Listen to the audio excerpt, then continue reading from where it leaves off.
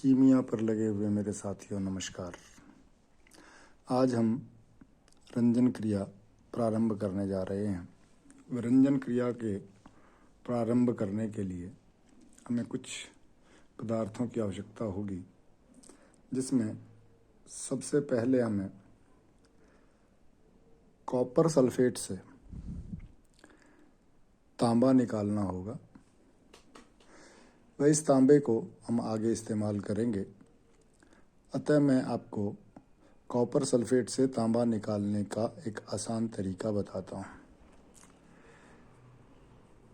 हमें 40 ग्राम पारा हमारा है, इस बात का ध्यान रख करके अपनी सामग्रियाँ तय करनी है।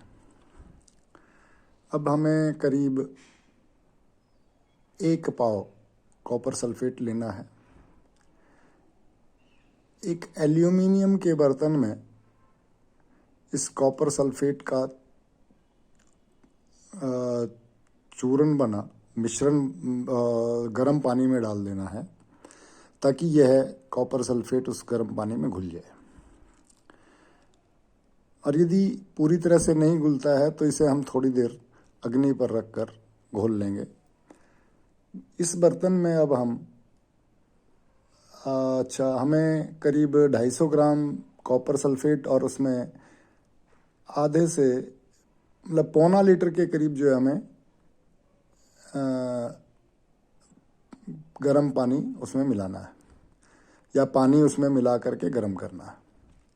जब वह पूरा पानी में अच्छी प्रकार से मिल जाए तो हमें उसमें करीब 3 चम्मच नमक व थोड़ा सा हाइड्रोक्लोरिक एसिड HCl उसमें डाल दें और इसको ढक कर के एक तरफ रख दें। कुछ करीब 3-4 घंटे बीतने के बाद हम देखेंगे कि इसमें वह नीलापन नहीं रहा। वह इसको अब जो ऊपर पानी में मिला हुआ घोल है, इसे किसी अलग बर्तन में छान लें। वह देखेंगे नीचे तांबा जो है वो एल्यूमिनियम के परत पर चिपका हुआ होगा, वहाँ से उसको खुरच कर निकाल लें। तो इस प्रकार से हमारा ताम्र जो है वो एल्यूमिनियम के बर्तन के साथ लगा हुआ मिल जाएगा। वह इसको 4-5 बार पानी में से धो करके अच्छी प्रकार से निथार के हम तांबा अलग कर लेंगे, वह पानी फेंक देंगे। अब हमें करना क्या है कि इसे सुखाना है। यह भुरभुरा पदार्थ जो है, जो तांबा है, यह हमें सूखा हुआ चाहिए। दूसरी तरफ अब हम एक करीब इतना ही 1 पाव के करीब ही हमें रूमी सिंगरफ लेना है। रूमी सिंगरफ को ला करके हम अपनी खरल में डाल उसे नींबू के रस से घोटेंगे और करीब 3-4 दिन तक 1 पाव में करीब आधा किलो से लेकर 1 किलो नींबू का रस हमें जज्ब करना है घोटते हुए। मतलब थोड़ा थोड़ा डालते जाएंगे। जैसे उसमें वो थोड़ा सा नींबू का रस डालेंगे, घोटेंगे, थोड़ा सा रस डालेंगे, घोटेंगे, वो लेई की तरह से हो जाएगा और धीरे धीरे करके वो रस सूखता जाएगा। उस नींबू के रस ये 1 किलो या पौना किलो जो नींबू का रस होगा, मतलब नींबू 1 किलो होंगे, उनका रस अच्छी प्रकार से निकाल करके उसमें डाल के घोटते रहेंगे हम। और उस रस को जैसे जैसे उसके अंदर घोटते सुखाते हो जाएगा। तो अब ये जो सिंगरफ की पिस्टी तैयार होगी, इस पिस्टी को अब 2-3 दिन के लिए हम सुखाएंगे। अब ये धूप में सुखा दें या छाया में सुखा दें, इस बात से कोई ज़्यादा अंतर नहीं पड़ता, क्योंकि अभी सर्दी का मौसम चल रहा है तो धूप भी इतनी तेज़ नहीं होती है।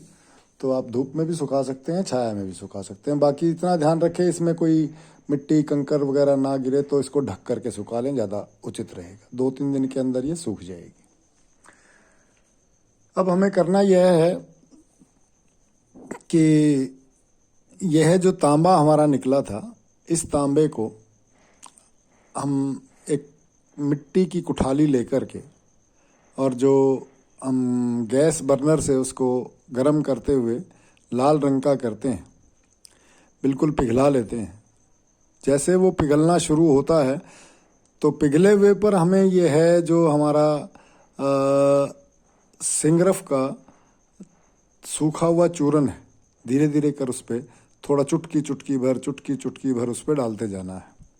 और उसके बराबर की मात्रा जो है जब उस पर डल जाती है सिंगरफ पे, तो इसमें जो पारा होगा वो उड़ जाएगा। इसमें बाकी जो चीज़ उसे चाहिए तांबे को वो अपने अंदर ले लेगा। अब तांबा जो है गर्म हो के, क्योंकि एक बार में तो आप ये डालेंगे नहीं, एक इकट्ठा डालना नहीं है, थोड़ा करके डालता जाना है। 2 चुटकी 3 चुटकी, 2 चुटकी 3 चुटकी, ताकि वह तांबा जो है पिघलता जाए। वह जब पूरा आपका सिंगरफ उसमें जज्ब हो जाता है तो उसके बाद जो तांबा आपको प्राप्त होगा, यह रंजन क्रिया के लिए सर्वोत्तम ताम्र होगा। इस ताम्र को हम लोग जैसे हम गलाएंगे तो गलाने के बाद यह फिर एक टिकिया के रूप में आ जाएगा। अब इसे हम ताम्र को मित्र पंचक के साथ नहीं, सॉरी, मित्र पंचक के साथ नहीं, इस ताम्र को हम पीस करके चूरा तैयार करेंगे। और यदि ये हमारे से वैसे नहीं पिसेगा तो हम इसे रेती की सहायता से इसका महीन पाउडर बनाएंगे। और यह महीन पाउडर जो हमने तैयार किया है इस तांबे का, यह हम जो हमारा पारा ऊपर तैयार हुआ था, जो हमने सरसों के तेल में रख और गरम करके पानी में डाला था और साफ़ किया था, उस ताम्र में जो है, उस ताम्र में ये जो ताम्र अब हमारा तैयार हुआ है, यह ताम्र हमें उस पारे में मिलाना है। अब यहाँ हमें ये चीज़ देखनी है कि यह ताम्र जो है उस पारे से 3 गुना होना चाहिए। मतलब 40 ग्राम क्वांटिटी यदि हमारे पारे की थी तो यह 120 ग्राम होगा। यह धीरे धीरे करके हमें उस ताम्र में जज्ब करना है।